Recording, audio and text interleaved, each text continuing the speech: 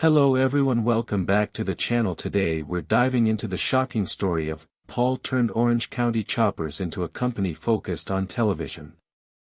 Teutul Jr. lost everything in a terrible family dispute, including his father, who demanded $1.5 million from his own son, forcing his brother to choose a side. However, there came a point when you and your father sort of parted ways. He fired you at that point, but looking back, it was the best thing because Paul understood the true nature of their well-known rivalry. Because I have my own son now, the man who built the most famous motorcycles in America, exposing the heartbreaking reality behind the cameras and the reason he hasn't eaten with his father on vacations for 15 years. Most kids in the mid-1980s were either playing or riding bikes while watching cartoons. Paul Teutul Jr. and Nintendo had somewhat different ideas about what fun was. At only when other children were at the beach, he was already 12 years old and working in the hot and noisy Orange County Iron Works. Even before that, Paul was cleaning up metal shavings from workplace floors and delivering tools to adult males who were welding steel. He used to go to his father's workplace and gather metal scraps like they were toys that he had placed in miniature sculptures, creating things out of early exposure to what others considered trash impacted everything. By the time Paul was already welding at the age of 14 with a composed accuracy that even the most experienced men appreciated him because he wasn't merely gaining new skills, he was also learning how to think like a builder. But his father Paul Sr.'s life at the business wasn't all sparkles and glory. Was known for being severe, and he wasn't kind to his son. In fact, he frequently treated him worse than everyone else, and Junior couldn't get away with minor errors. He would be scolded in front of everyone if something went wrong. Felt it was unjust, but Senior felt that as the years went by their individuality would grow stronger. Clashed more frequently, and I believe that the show caused a great deal of harm, and Paul Sr. enjoyed using old-fashioned ways and sheer power with the family. Paul Jr.'s aesthetic was more artistic, favoring precise details and crisp lines. When Jr. renovated a railing one summer to make it stronger and more attractive, his father initially disapproved of it. However, a few days later he used the design and gave his approval without a word. Respect existed in the back of everyone's mind, but it came with a continuous. While most high school students studied for math tests, Paul Jr. chose a different path and enrolled in a vocational program that allowed him to learn mental work for half of the school day. He also learned how to read welding drawings and stress points, and one of his teachers, after graduating, Steele, stopped sweeping floors in his father's shop because he was an accomplished fabricator who supported it and spoke the language of the experts. Steele claimed to have a special talent that allowed him to see how metal, spent hours after class wanting to move before even touching it. He knew he didn't need a welder because he practiced every cut and weld until it felt natural. He only needed to become an expert in his field. Most people would assume that the company's revenue was the result of familial favoritism, but in reality, Junior deserved it because his ideas were so popular and he gave the store a modern edge by expanding their design possibilities. By the 19th century, Paul Jr. was in charge of the railing section at Orange, which was no small task at County Iron Works, as the department accounted for over half. Customers were willing to wait longer and pay more for his creations, but he also had to manage employees who were much older than him. Some of them had served in the military, and some were initially skeptical, but eventually even the most skeptics admitted that he was talented. So, are you thinking about using an Indian motive? After years of building rails and staircases, he had turned a metal business into a conversation starter, and it's still hard to get that kind of respect. Junior felt constrained and wished there was more to build, something that ignited when he started after long days of hard work. I secretly drew motorcycles in an old notebook, and when his father started riding motorcycles again, Senior asked casually if he could help him build one.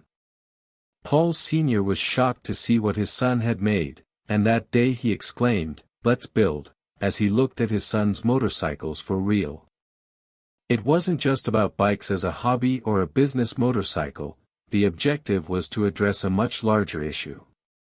The years that they spent apart with approximately Orange County was formally established with $175,000 scraped together from the family's iron works business. It didn't matter yet that the helicopters weren't equal. The senior kept 80% while the younger received 20%. They only had a dream and a chilly tool-filled basement, yet in a matter of months the bikes they constructed began to garner attention. True Blue took the first one. Unending late-night welding and blue paint for 4 long months with the white flames appeared to have originated from a large builder rather than a frozen garage. When they took it to Daytona in 1999, people in upstate New York were astounded to see that they weren't nobodies no longer. But success wasn't simple. In 2000 they were constructing motorcycles in a small workshop. Equipment that was frozen broke. Suppliers who demanded payment in advance and funds quickly ran out. Paul Jr. frequently put in 18-hour workdays while dozing off on a shop couch. In order to maintain their schedule they engaged in frequent intense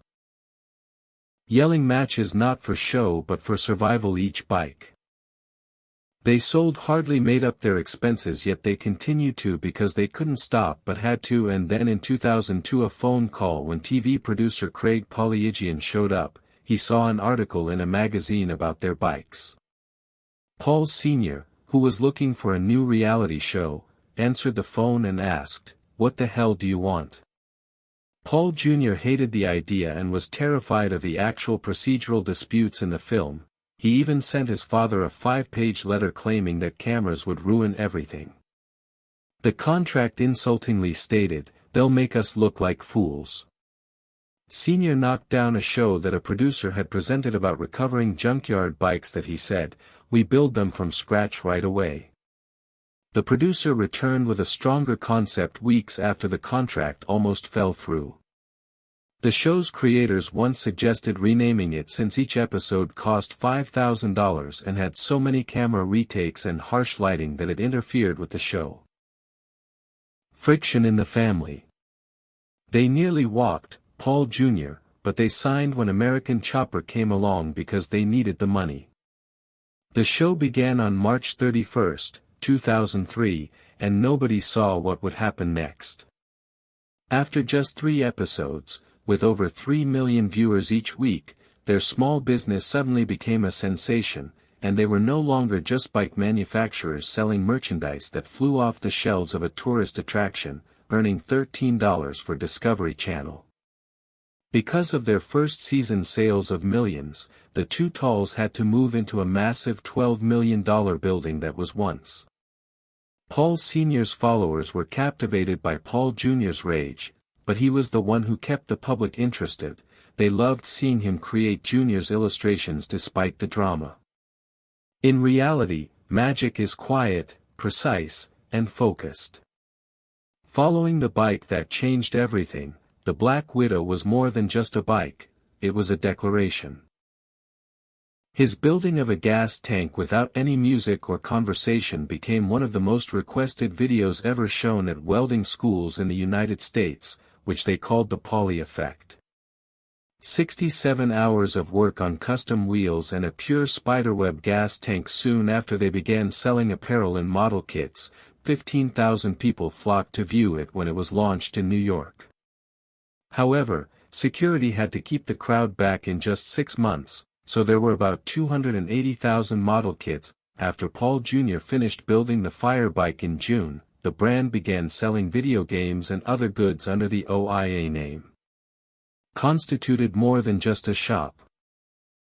2003 was a sea change in his career and wasn't just another helicopter. Was creating a memorial to the firefighters who died on September 11, not simply a motorcycle. Consequently, each component of the bike had to be able to carry one of the most genuine piece of steel from the world's ruins. Was one of the dramatic features. Trade Center. Paul welded that onto himself rather than giving it to someone else. The final component was a diamond plate bracket he designed just for this bike, to which the jagged piece of metal was fastened. The most sentimental, but that wasn't the only difficulty with the design. Ambitious enough to need to modify the bike's frame entirely in order to support. There are 343 hand-painted insignia, one for every fireman who lost their life. Significant engineering was needed for both literal and symbolic purposes. And when the bike got into an accident the next year and the New York fire department responded to it differently than they would have if it had been a typical wreck. It meant a great deal to me to carefully recover the wrecked bike as if it were a fallen buddy currently housed in the Museum of OC. It has attended more than 248 events and continues to draw a crowd. Sentimental. And years later Paul Jr. left tributes and personal comments next to it would re-examine the suffering and impact of 911 with a second tribute endeavor when this particular bike was presented on January 20, 2011. The response was overwhelming, bringing together individuals like New York Mayor Michael Bloomberg. In addition to bikers, and Daniel Tishman had requested Paul, the president of the 9/11 Memorial, a memorial board member, to create something truly remarkable, and he not only two bikes, one of which was kept as a memorial and the other was given away at a raffle to generate funds for the memorial. Attendees paid for their tickets both in person and online, went directly to support the 911 Museum. On the day the lid was removed, adult men, families, tourists and bikers all sobbed as they were struck by without uttering a single word, the design conveyed a story about the emotional weight of what that equipment signified. The message was disseminated by the Huffington Post in a complete piece, reaching many who couldn't attend but were hidden behind the gaudy. Paul Jr.'s technical skill was even more impressive when it came to paint and polished chrome. In addition to building beautiful motorcycles, he quietly introduced a groundbreaking technique in the motorcycle industry in 2012, which he began using. T-spling was a tool that simplified the process of creating curved smooth shapes. Take more than 40 hours, but today it only takes 15. And when he constructed an electric bike was soon after. Autodesk made that technique indispensable. Other stores adopted it as well, method frequently without acknowledging its origin or providing credit. Then in 2015 Paul did something that even his team was surprised by. He developed a system that made motorcycle frames stronger yet lighter, which fundamentally altered how they constructed conventions. But he went one step further and learned how to write G-code on his own, the CNC machine programming language. Before he was only he transitioned from artist to machine operator after creating the bike. Both the technical and creative aspects of the build are handled by a machinist. The relationship between Paul Teutul Sr. and his son didn't start out that way. When Sr. granted Jr. a 20% share in their business in 2007, it was done discreetly but retained complete authority for himself. First it appeared to be a just arrangement. Father runs the business, son introduces the fashion. But as Jr.'s designs gained popularity and garnered attention, the balance began to shift and people stopped complimenting Sr.'s old-school craftsmanship any longer. Instead they discussed Jr.'s crazy concepts and the man who started Orange County Choppers from the beginning was not pleased with that. Behind the scenes jealousy took hold, and every time Jr. arrived late or worked in, the Sr.'s hold grew stronger. It lighted a fuse in his own way, and the longer it burned the more difficult it was to extinguish. By 2008 the store had devolved into a battlefield where father and son conflicts were common. Weren't uncommon, rather they were commonplace. Jr. desired control. Most of the time there was a conflict between the freedom to create and the Sr.'s desire for compliance. When the lights went off, the worst part was missed by the cameras, which were on Americans as they contrasted the creative energy with a tight discipline. Sr. got more brutal, not just with the designer younger, but I want to be with my father, but I was able to develop spiritually after leaving that toxic relationship. I kind of came out from under my father, and then I simply became my own person, which affected me emotionally and on many levels. When Jr. tried to defend himself, Sr. would not listen to his claims that he always finished the assignment, and he responded by saying that without him, OC would collapse. The Sr. blew up. Jr. got so angry that he tossed a chair across the office before hurling a trash can. Sr. chased after him and threw him out when he kicked down a door and rushed out of the area. Not only broken but also harmed the furniture. The crew was split up after the firing, with some members supporting Jr. and others remaining silent out of fear of Sr.'s wrath. Clients started to worry that even the network panicked, but their motorcycles still had the same charm now that the designer was no longer with them. Whatever remained of their collaboration would eventually become a meme. Jr. was informed that he had broken his contract by leaving the show, so he briefly returned as a contractor. However, by April 2009, it was over, and he was fired permanently. However, he went one step further and demanded that Junior quit the company completely, and when Junior refused to sell, he tried to buy his 20% share. Senior launched a lawsuit, but the legal quagmire involved more than just power and money. After selling Junior's shares for $500,000, Senior claimed he had the right to buy out and demand full control back. He then filed a lawsuit, even making his own company a co-defendant to get an extra $1 million in damages. It was an odd attempt to put Orange County helicopters on both sides of the case with the goal of evicting Junior completely, but Junior refused to give up. The dispute stemmed from a poorly drafted contract provision that stated Senior could buy Junior's shares at fair market value, but it didn't explain how to assess whether the ambiguous language would become a legal explosive.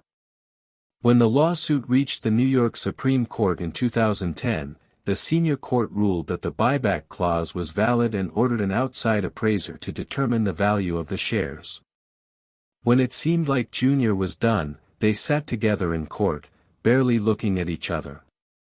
However, in December, the appellate court overturned the decision, ruling that the Junior retained his 20% ownership in OC because the phrase was too ambiguous to execute and Senior was unable to evict him. This was a significant legal victory and a personal triumph as well, as the son, who was thought to have been destroyed, was still alive, and his relationship with my father is one of the few times we don't argue because he couldn't let him go. So, are we hanging out? No, we're not. Things aren't terrible, but they might be better, but sometimes these things take time. Due to a non-compete clause, Junior was barred from building motorcycles for a year, which prevented him from doing so right away. 2010 forced him to take a different route and start designing things like a dog park. Coleman said that remodeling his camping barbecue was one of the hardest times of his life, but he and his wife persevered, turning a room in their house into an office and hiring a young man for computer work across the street from OC in April 2010, exactly 1 year before Paul Jr.'s non-compete agreement after Orange County Choppers was over. Instead of just starting his own bike shop, he incited a full-scale uprising. Even his own brother Mikey left the company along with Nub Collard. Cody Connolly soon joined him after following him, so this wasn't just the extensive defection that took place throughout the corporate changeover upset Paul Sr., and Discovery Channel was furious and quickly turned the tables. According to one reviewer, reality TV Gold's new series, Senior vs. Junior, pits father and son against one another in a weekly battle that makes it hard to tell apart Paul Sr. and Junior's conflict. The show's conflict was not new in terms of family and ratings, but each episode fanned the flames. However, Paul Jr. was reluctant to have their family drama aired nationally, so Paul Sr. leaned into the television, which was supposed to be the setting for the intense shop conflicts, and viewers were urged to pick sides. When Tantrum TV stated that the emotional devastation was no longer just entertainment but rather real pain wrapped in a narrative that was so widely consumed that viewers couldn't help but stare at the chaos during each episode, they weren't kidding. Paul Jr. unexpectedly ran into Rachel.